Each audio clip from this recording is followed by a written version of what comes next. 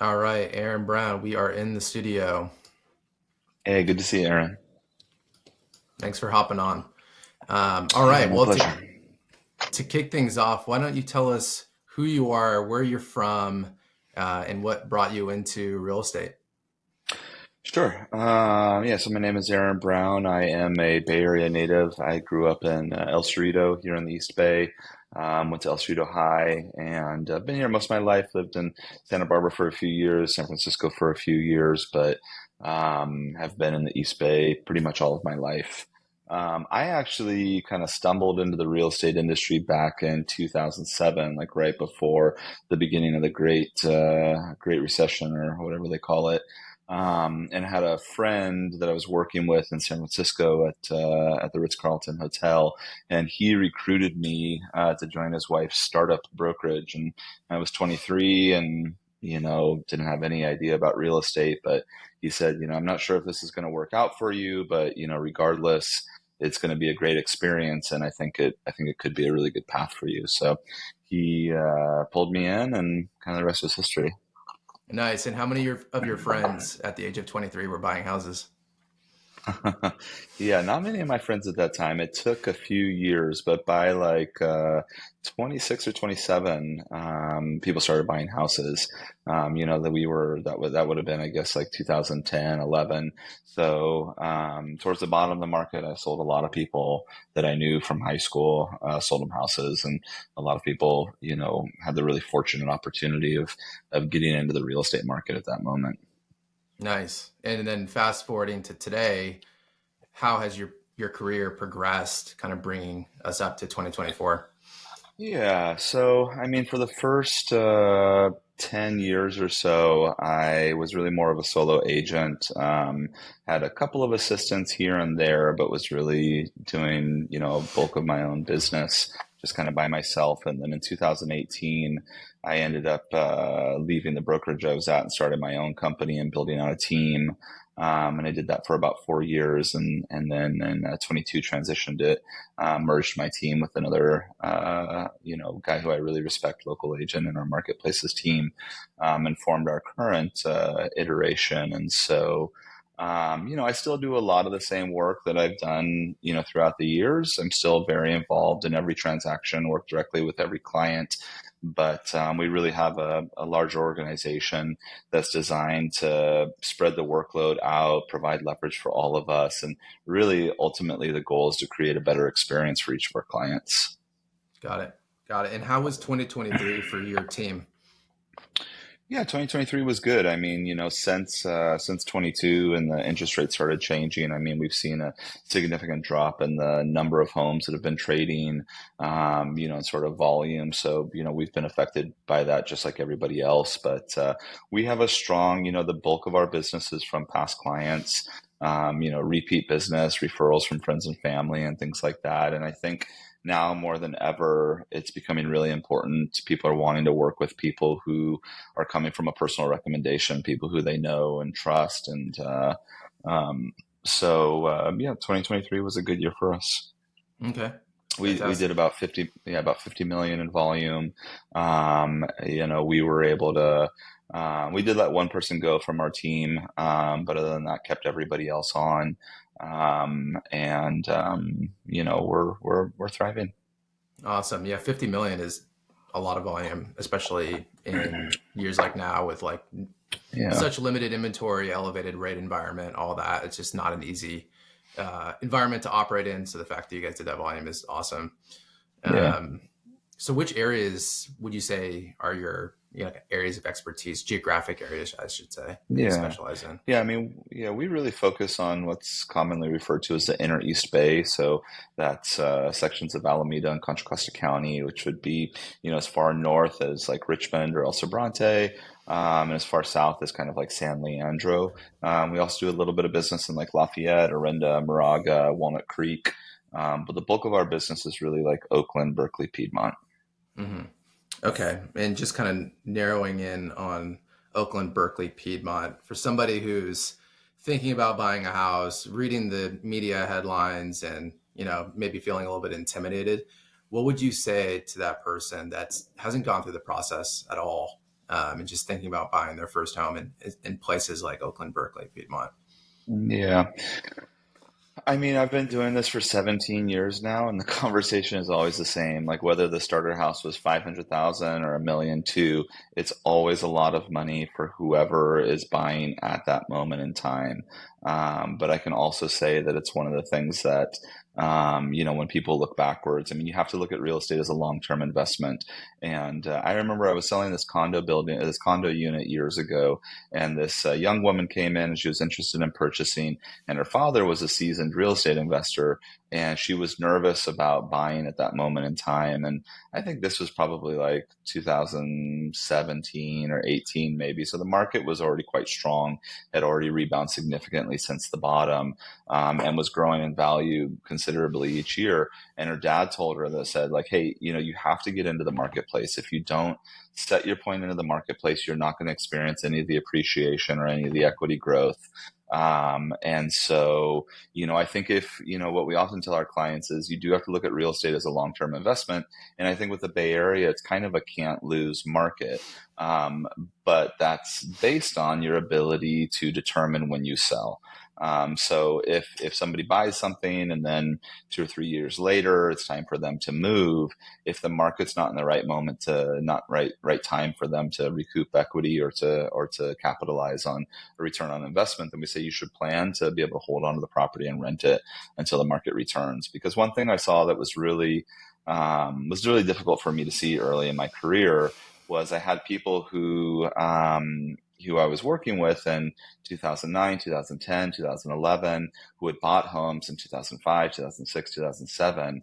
And they were losing a lot of money. I mean, we were at a really depressed time in the market. We had this huge foreclosure crisis going on across the country. And there were people that if they had just been able to hold on for a few years later, and of course, hindsight is 2020, but it's a significant, hundreds of thousands of dollars difference. Mm-hmm. So that experience has told me that as we're in this marketplace right now, where prices have dipped since where they were in say 21 and 22, if somebody is looking to sell, if they need to sell now, I mean, sometimes the argument can be made that if you sell now, even if you're maybe taking, hopefully not a loss, but certainly a loss from where you were, if you're going to be buying in the marketplace again, you're going to sort of be resetting that equity position. But we do encourage a lot of our clients to consider like, hey, what if you hold on to the property for, 1, 2, usually we try to recommend to keep in mind a capital gains exemption, which expires at 3 years. So, but we do have those conversations with our clients. And if it's in their best interest, oftentimes we'll encourage them to hold on to the property and see what happens the next year or two. Got it. Got it. And what would you say today of the clients you work with? What percent are buyers and what percent are sellers? It's probably about 50-50. It varies. Some Mm-hmm. years it's a little bit heavier on the buyer side. Some years it's a Mm-hmm. little bit heavier on the seller side. So this year's been a little bit heavier on the seller side so far, Mm-hmm. um, which I think is fortunate for us. Definitely. Yeah. So on the seller side, when you're a listing agent, when you're looking at offers coming in, what are you looking for from a listing agent when you're looking at those offers to really Yeah. make an offer really stand out and be appealing to a seller? Yeah. That's a really great question, and it's something that we have to explain to every single seller because for a client, they default to like, what is the purchase price? What are the contingencies? How much is the down payment? Kind of the nuts and bolts and mechanics of the offers. And what we look for as an agent is, of course, we sort of start with that. Like, we're not going to be, spending a whole lot of time talking about the bottom offer. But if we have 2 or 3 offers that are, within a couple of percentage points price wise, we really start to look at like who's the team that's working with this buyer, who's the buyer's agent, and who is the lender that they're working with. Because at the end of the day, those are the people that are really guiding the buyer, and then of course, the lender is a critical role because if they're not on top of their A game, I mean, a pre-approval is only as good as the lender who's written it. And so, making sure that they have like a good team in place between their realtor and their lender, what title company they're working with, those are really important. And then also, definitely, we really pride ourselves on digging deep into the contract and looking for looking for a consistency. Like, is this contract consistently written well, or are there consistent errors that are maybe going to give us some question marks? And what we've found is that agents that have good reputations, who do a good amount of business, or who we've worked with before, typically have very well written contracts. When we start getting people who are either from out of the area, or someone we haven't worked with before, sometimes we start to see a story of some challenges in the way that the contract is written. And those are nuances that, only a seasoned, highly experienced agent is really going to pick up on. And it's important because at the end of the day, the deal is never done until it's done. And people think like, oh, well, there's a deposit or this or that. But at the end of the day, the seller always wants to just get through the transaction and get on with the rest of their life. Of course, they want the best price, but, the getting the deal done is important for every single client. For sure. And then on the flip side, let's just say you're working with some buyers that have been in the Mm-hmm. market, and this is a really common theme right now with buyers who have gotten pre-approved, they've gotten pre-underwritten, they got all their ducks in a row in terms of their Yeah. financing, they've done all the boring stuff, now they're ready for the fun part, and they're out looking at homes, and maybe they're starting to get beat out, especially in places like Berkeley and Piedmont, which are just on fire right now. And then through the Yeah. tunnel, Lafayette and Orinda and parts of Walnut Creek are just, homes are moving really quickly. What would you say to Yeah. that buyer to really encourage them and keep them thinking positive? Well, I mean, the other thing that I've experienced after all these years is that every person just has a kind of almost like cosmic timeline to their transaction. And I've learned that you really have to trust the process, right? When somebody is really ready to buy, it's typically that the right house comes along within a month or two. And sometimes it takes a little while for them to get there. Sometimes when they're starting the process, it's just too scary to truly write a winning offer, and it takes a while to get there. So we always try to be really supportive of our clients and understanding that, like, hey, we're not expecting you to buy a house today. We're not expecting you to write, your first offer and absolutely get it accepted. If that's what happens, it's fantastic. And if you're ready for it, but we really try to be guides and shepherds for our clients along the process. And then, we have a client who is looking in Piedmont and wrote an offer on a property just a couple of weeks ago. And we identified where the property was likely to trade on its sales price, and ultimately we were correct. We had pinpointed what a winning offer would have been, but I didn't support the value for that property. We really, when we're working with clients, we really take a look at, like, what are the uncurable defects of this property? Like, what are the things that no matter how much money you throw at it, you're not going to be able to fix this? And that's things like power lines, proximity to commercial buildings, what the street is like, backyard. Oftentimes, like if it's on a really steep slope, you can't really change that. And so I anticipated that the property was going to trade within their budget, but at a higher price than I thought made sense for them to purchase at. And they ended up writing an offer that they felt good about, that if they had gotten it at that price, they would have been happy to move forward with it. And I also supported that, to say, like, hey, well, if you can get it at this price, it's very unlikely to happen. But if you can get it Mm, at this price, I think it's a good buy. And because you have to think about, like, if you're buying a property, whatever its intrinsic, positives and negatives are, those are going to be the same when you sell in 5 or 10 years. And so ideally, we want people to buy houses that have the least amount of negative, kind of like things that you can't change, and the most amount of positive things that you can't change are sort of there.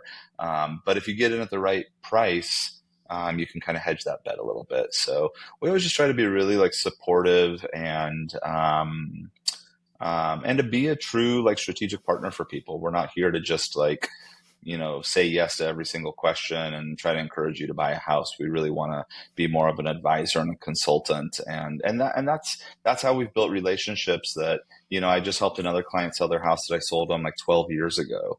And I have another client that I'm getting started preparing her house that I worked with in 2009. That was 15 years ago, and she reached out and said, "Hey, we're moving. I want you to sell my house." And I think it's because we really take that, consultative approach, and it's not about, just slamming them into any property. For sure. Okay, well, Aaron, can you just break down, you know, how properties are listed and the kind of psychology around the list price and how that Yeah. plays into like the home buying process? Because I have, you know, buyers that I've pre-approved that are sort of getting their feet wet in the market and are thinking, all right, hmm hey, I love this house. This is the dream house. I see this list price. This is super appealing. Can you kind of just walk us through kind of list price strategy and how buyers should be Sure. approaching that? Yeah. Yeah, so for the most part in the East Bay, there's a smaller group of, it's kind of like the standard 80-20 rule, right? Like 20% of the realtors are doing 80% of the listings. That's roughly accurate. And so the way that we sell properties here typically is we're looking at other comparable homes, like similar homes that are in similar locations and similar conditions, similar size, and identifying where those traded at. Also looking at where they started at with their price point. And then we're looking at the current market dynamics. What's going on today? What is the demand like? What is the sort of buyer sentiment? And then also understanding like what's the condition of the home? Does it have a large termite report? Does it need a new roof? Is everything remodeled and perfect and done? And then we're identifying a list price that is designed to generate a lot of activity, a lot of excitement, a lot of interest, a lot of eyeballs, and ultimately result in multiple offers on the offer date where the purchase price pushes to the best sales price, possible. And so a lot of times I hear a buyer client saying like, oh, well, I don't want to get into a bidding war, or I don't want to, Mm-hmm. buy a house that has multiple offers. And that's not really realistic here in the East Bay. But I think it's also important to understand that, it's not one of these situations where a property is just getting pushed up in value beyond reason or beyond what sort of market data is supporting. Typically, we're going to be advising you on a sales price that is supported by recent data, but also factors in those innate values of that property, both challenges and benefits. And our market is not linear. We have houses in our marketplace a lot that were built in the 1910s and the 1920s, all the way up to a big chunk built between like the 50s and the 80s. And then we have new construction as well. And so you can't compare a house from 1965 to a house from 1914. Those are going to be really different styles. They're going to have different problems. They're going to have different desirabilities. And so we're always helping our clients come up with like, what is the winning offer going to be? Like, what is it going to take to actually purchase this property? And is that value supported today and kind of in the long run? So it can be really frustrating and confusing and challenging for clients. And to be honest, it is for us too. Like, I wish we could take a client out, show them 10 houses and let them pick one to buy it. But it's just the reality of the Bay Area. I mean, especially the market we work in, because there has always been more demand than there is supply. We can't build any more houses in this area. There's just no more land in the area that we work to add more supply. So there's always going to be an imbalance of supply and demand. I mean, of course, except for like times like the Great Recession and everything. And so you just have to understand, you have to really pay attention to what are the sold prices, what have comparable properties actually sold for. And that's going to help you, identify the value of that home. Is that something you do once the offer is accepted and you're kind of deciding to close, or is that decision making process of like, all right, I'm going to move forward and analyze these comps. These are happening. These thoughts and kind of like decision making Yeah. process happening before you write the offer, right? Absolutely, absolutely. I mean, when I see a property for the very first time, I'm going to get a gut, intuition on where it's likely to trade at, and that's going to be informed just by my market knowledge and what the place 3 blocks over sold for last week. And then once a client says like, okay, I want to explore this further, then we're going to do a really deep dive on all of the data, all of the disclosures, all of the recent comparables, and then especially like what are the homes that sold last week? How many offers did they get? How far over asking did it sell? What's the activity like? So clients are making that decision before the offer is written, because in our marketplace, once an offer is written, typically there's no contingencies. And so most of the times when people write an offer, they're doing all of their due diligence up front and making sure that they're really ready to make the purchase, as long as all the information's there. And so, yeah, usually that information or those decisions are made before the offer is accepted. how often are you seeing buyers get offers accepted with contingencies at this point? I see it every now and then, and it Yeah, typically on my side when I see that happen, it's usually falls back on the listing agent not perhaps doing the reports up front with the seller. And so the yeah, buyer and the buyer's agent I found are like, hey, we need more information. Like there needs to be more yeah, disclosure on this property. And in that case, it's worked to the buyer's not I don't want to say work to the buyer's advantage, but at least they go in with some protection. Um, yeah, that in those yeah. cases, I say, what do you see? Yeah, I mean, we've had an unusual string of properties like that this year, and I think part of that is a testament to my business partner Billy Cook. He has a knack for really seeking out opportunities that other people are passing by. And what you'll see is that sometimes buyers or agents in our local marketplace will pass on a property if it doesn't have all of the inspections, if all of the information isn't up front. And usually when that happens, it's because an agent from out of area is coming in and representing the seller. We do see those as opportunities for our clients because most of the times, if all of the inspections are up front, you're going to write your offer with that information in mind.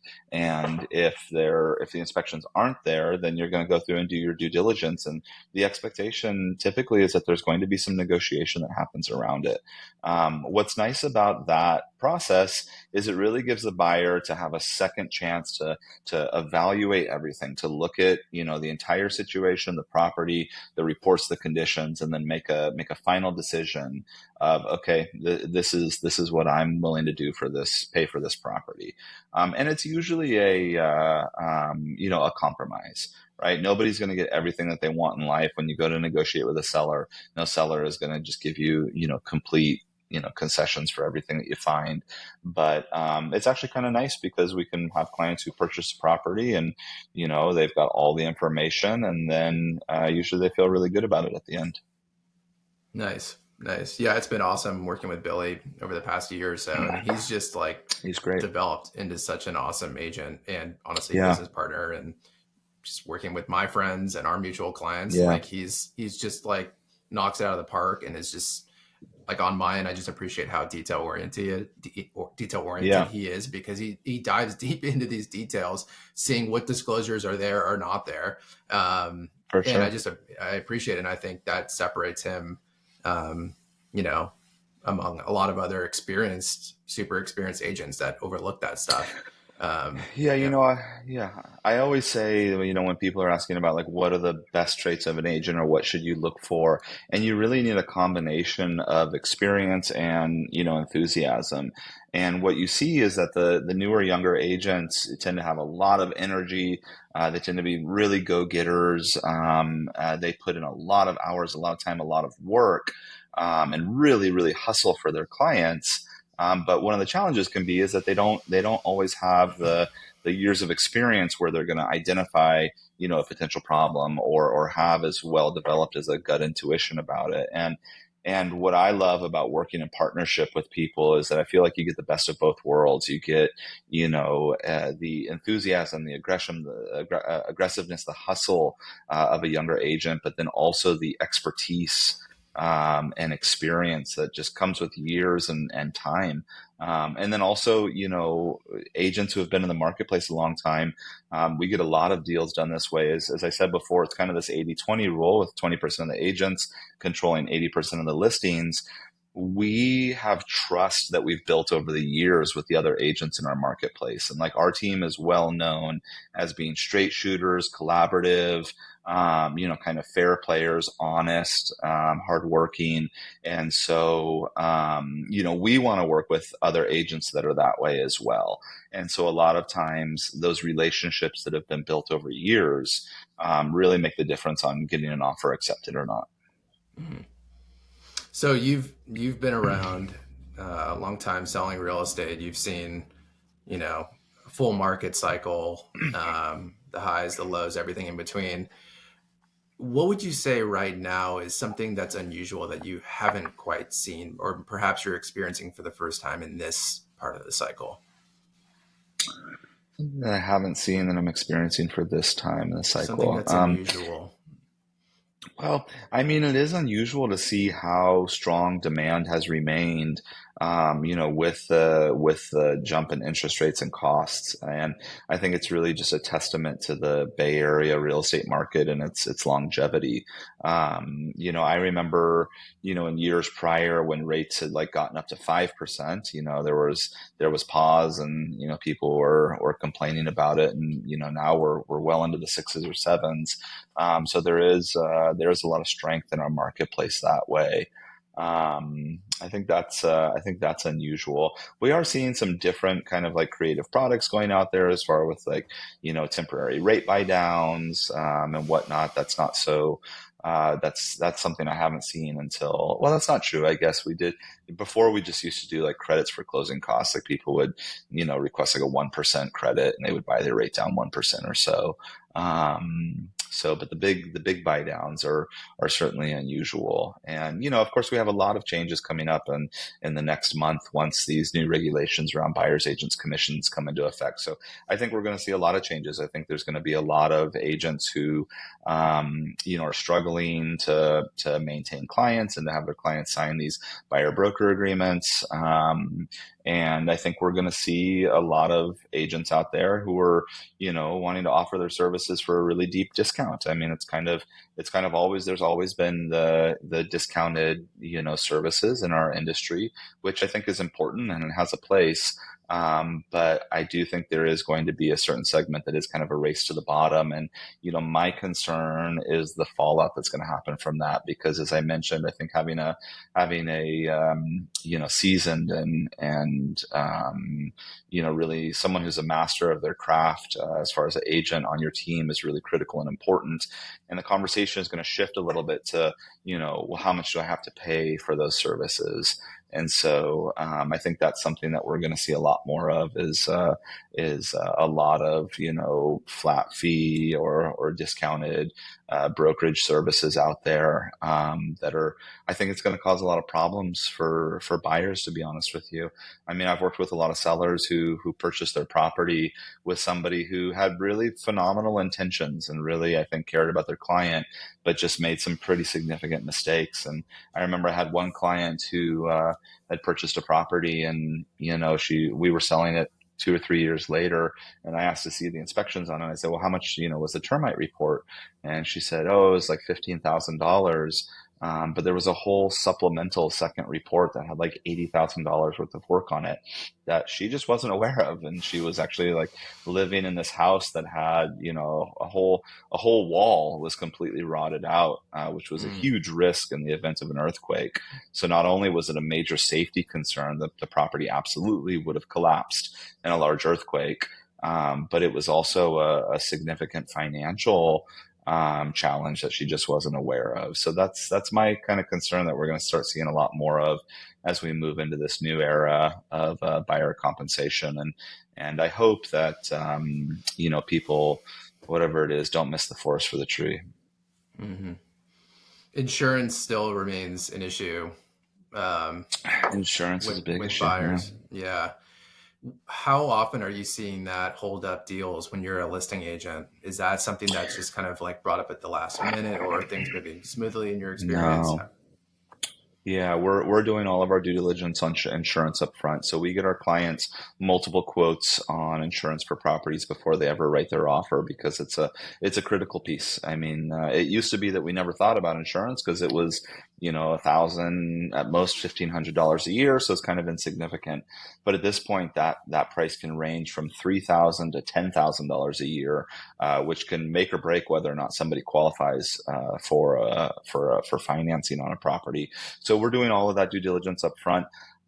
Luckily, we're not really seeing delays caused by it anymore. We had some huge challenges in the fall of 23, just last year, where I had a deal that was delayed, I think 3 or 4 weeks, because they just couldn't get an insurance policy in place. And that was when the California Fair Plan was changing their system, and they were getting 1,000 calls a day, and it was just completely backed up.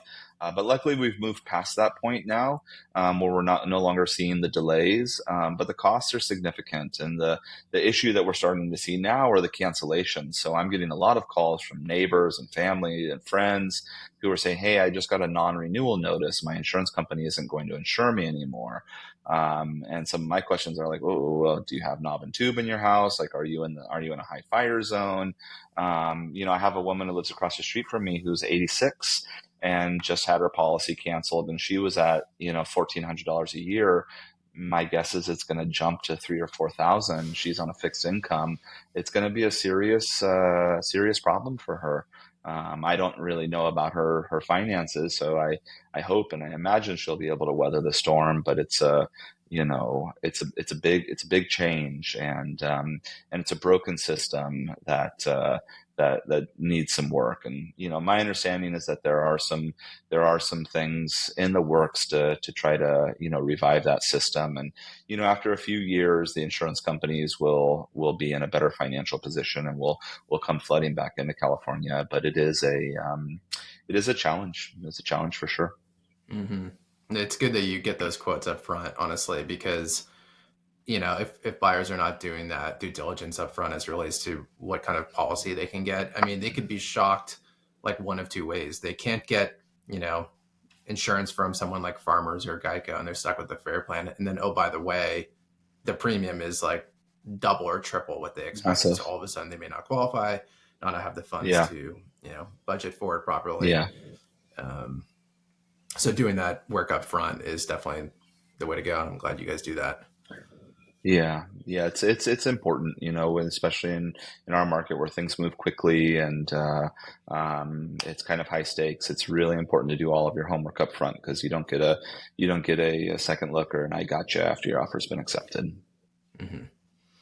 So Yeah. Aaron, I know you're just super busy with real estate. You're cranking away. What do you do outside of real estate? What are some of your hobbies? Yeah. Um, I love to garden. I've got a good sized backyard, so I'm always kind of tinkering back there, whether it's just the kind of trees and the plants or, some vegetables that we're getting going. I love to cook. Actually, I do a lot of the cooking in my home, so it's kind of my artistic outlet where I get to come up with new dishes and, feed the family, which I definitely enjoy. I love having friends over and having a barbecue and just kind of hanging out with a close group of people. And I love to travel too. I mean, that's definitely one of my passions, and is also one of the benefits of having a team that you work with. Is it gives everybody a little bit of flexibility that they can travel. Our project manager is in Minnesota this week, spending time with our family. Billy, our buyer's agent, was in Los Angeles last week. Anthony, my business partner, is in Italy right now. I'm headed to Mexico in 2 weeks. So having that group of everybody working together gives us all the flexibility to be able to travel and to spend time with our families. So I'm a pretty low key guy. Give me a good meal, good glass of scotch, and a nice warm shady backyard, and I'm happy. What's your favorite kind of scotch? I like the Highland. I like the stuff that's a little on the sweeter side, not too much on the peaty side. So, I really like the Japanese whiskeys as well. My wife is from Japan. I spend a lot of time there, so whenever I'm there, I'm always digging for some kind of unusual or artisan bottle. And I like to have. I don't drink much. It's maybe once or twice a week, and a small drink. But I like to have 10 or 15 different things open or available. And it's fun if I have friends who come over who don't, always get to try a lot of different whiskeys, and, we'll do our own little private tasting session. And, I'll buy some expensive bottles too, 150 or $200 bottles, because it's fun to, when people get to come over and get to try something, unusual that maybe they won't treat themselves to, but, I'm happy to do so and share the experience. For sure. Nice, man. Well, I think we're all set here. Thanks for hopping on here. That was awesome.